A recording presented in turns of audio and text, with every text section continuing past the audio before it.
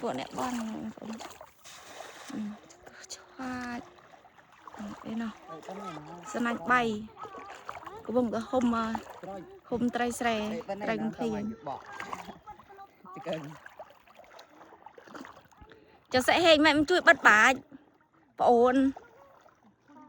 អីនេះបងអ្នកបងដល់វាឈុតកានោះអ្នករកខ្ចៅរួចអ្នកណាបិទបាច់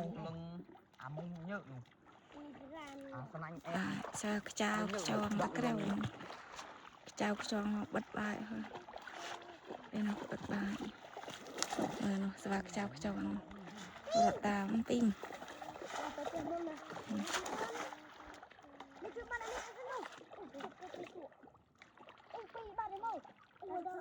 នោះត្រីតួ2ទៅ